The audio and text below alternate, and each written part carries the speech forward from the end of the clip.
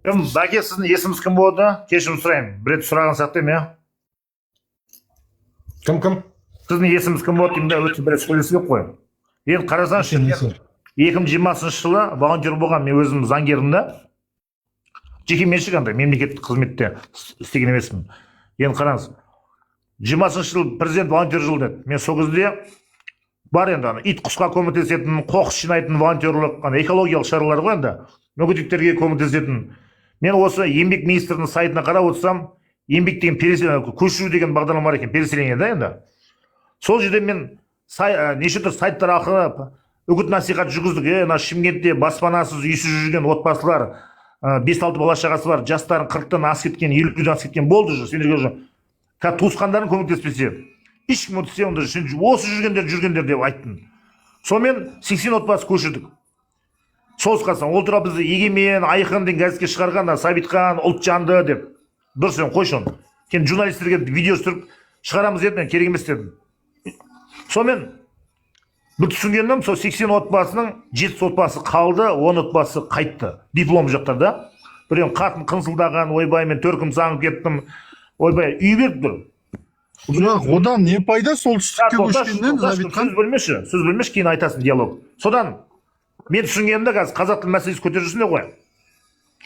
Қазір біздің Донбасс сияқты солтүстік Қазақстанымыз, Украина тура сондай болып тұр ғой. 20% ба, қанша 50% ба, жәндегі орыстар көп болды ғой, сол себептен соғысып отырады да.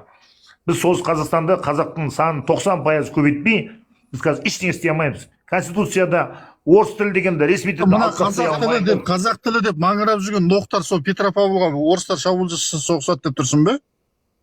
Диас, мына ведущий мына отырған. Соқсамыз. 4-5 бар ғой, серьезно? Қуат деген алаяқ бар, неде отқан, Түркияда отқан. Не қыласың, біреуге кір жаппасайсың, біреуді анау алаяқ, анау мынандай демесіңдер, қатты кетіпсіңдер жігіттер. Сендердің направлениең дұрыс па? Сонымен енді қазақ тілі үшін күрес шыққан жігіттер кедергі жасамасаңдаршы, нерің бар енді? Сендер направлениең басқа. Қалай бля, қазақ тілі үшін күреседі деген не әңгіме вообще ол? Сендер сол заттың түбірін түсінесіңдер ма? Қазақ тілі үшін жүр, қазақ тілін қорғайтын комитет, тіл майданы деп қыртылдатқан бірдеңелерді ашып алады да, боқтарын езіп жүр. Ол не вообще сонда? Мен соны түсінбеймін. Жоқ, сен енді қара, жарайды, мен жарайды, ештеңе үшін күреспейді деп отырсың, жарайды. Сен жалпы не үшін күресіп отырсың, айтшы маған айналайын. Сен шетелде отырсың да бетіңді аша алмайсың да, жаны ерекше. Бірақта кәдімгідей қазір митинг қашандар деп отырсың да. Қорқып отырсың ғой, мен митингке шақыра алмаймын, шыға алмаймын деп лоқтар ұқсап. Ертең орыстар келсе қалай, Донбасс. Кім шақырайын, анау митинг қашан әшейін 5 адам шақырайын ба, болды ма? Сендер адамды ұят алмайсыңдар ғой есеге. Сен так что пиз болмай қойшы, жарай ма? Бірінші тіліңді орнына қойып отыр, сен жоқ, қазақ тілмен оятқыларың келіп тұр ма не сонда сендер? Сендер тілден басқа ештеңе қалған жоқ қазір. Жоқ, енді мысалы, допустим, кім есен сонда 20 миллион адам қазақша сөйлесе өмірлері өзгеріп кете ме? Бірін-бірін сыйлауды білесің да сол кезде. Одан кейін митингке шақырасың. Қазақ тілінде тамақ ішкім келеді, қазақ тілінде дүкендегі бүкіл сөредегі тауарлардың бәрі қазақ тілінде болғанын қалаймын. Себебі қазақ кәсіпкерлер дамиды ол кезде. Содан өмір өзгере ма деймін? Иә, содан кейін қазақша сөйлесем, мен бойым 2 метр кейін жетеді. Қазір мен бойым. Жоқ, Сабитхан, допустим, бәрі прилавкіде, бәрі 100% қазақша жер. Иә, шынымен. Сондай. Себебі сенің Әбіләзім қазақ тіліне қарсы шыққан ол. Қазақ тіліне керек емес ол деген. Общий язык болсын. Былай ғой, маңқалар тоқтаңдаршы. Түркмендер бар ғой, түркмендер. 100% өз сөйлесе сөйлейді. 100% өз ана тілінде сөйлейді. Свет деген су деген. Маңқа, Сабитхан тоқтай тұршы, маңқа. Свет деген, Сабитхан маңқа тұра тұршы. Ешқандай тегін емес. Свет деген газ. Ешқандай тегін емес. Өтірік айтпа. Ол Сапармұрат Ниязовтың кезінде болған. Ол Сапармұрат Ниязовтың кезінде. Тегін Түркменияда. Қатындар аямай, жатып тұрып 6 баладан туып отыр оларды Түркменияда. Ведущий, мына маңқа сөз бере ма, или қалай жағаласа бере ма? Походу, сендер қайдан жиналып аласыңдар, соны айтыңдаршы маған, Кімдер сендер деген қалай, как понять? Сен бар, сен де көрдіңді. Жалпы қайдан жиналып аласыңдар? Массат деген не еңгіп жатыр, не еңгіп жатыр? Как понять, Қашқынбайлар, қайда жиналу? Сұрағымды Қашқынбай. дұрыстап қоясың ба? Короче, бүйтесіңдер ғой деймін, астына түсіңдер де мені тыңдап алыңдар, жарай ма? Мияуламай. Мен сендерге қайтадан айтайын. Сендердің анау көшеге шығайық деп ішіп алған әңгімелерің маған қызық емес, шыны керек ше. Сендер шегіп алып мына жерде кәдімгідей небір адамды көшеге шығардыңдар. Көп болса 20 адам шығады. Сол ма? Митинг деп отырғандарың.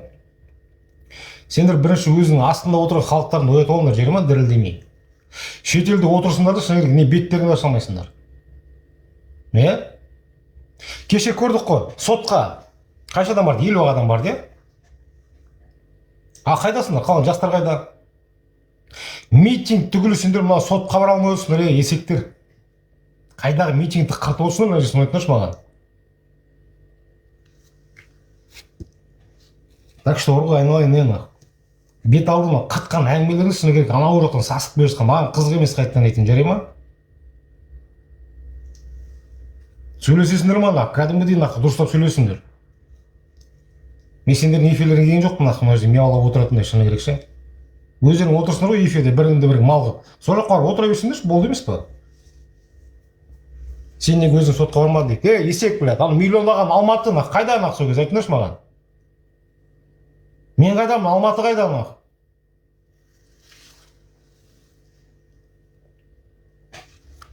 Нихуя, сен нешті есектер жеткеп тұр сенің арттарынан, не болды?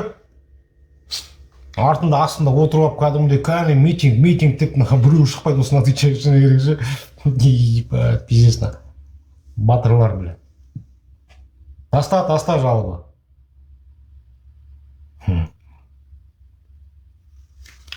Чё ты ебаный, сука?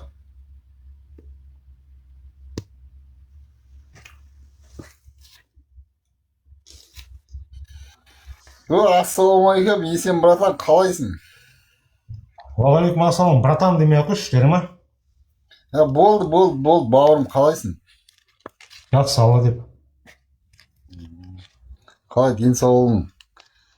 Келіп Жақсы, жеткен мына 2026 құтты болсын. Енді мынаны тыңдайық, мына әңгіме айтымда отыр, айта бер. Чо там, не әңгіме болып жатыр, есен? Не әңгіме болғанды білмеймін, наверное. Екі түрлі талпа жиналып қалған ғой жалпы. Қазақстанда жүрген талпамен, шетелде жүрген талпалар жиналып қалған ғой жалпы. Көреген не дейсің? Айта бер. Рокет па кім? Айтып жатыр ғой енді. Митингтардың қызық емес, қайтадан айтайын сендерге. Конечно, митинг деген нәрсе болмайды ол. Ол Давостокпи деген нәрсе біздің қазаққа арналған нәрсе емес ол.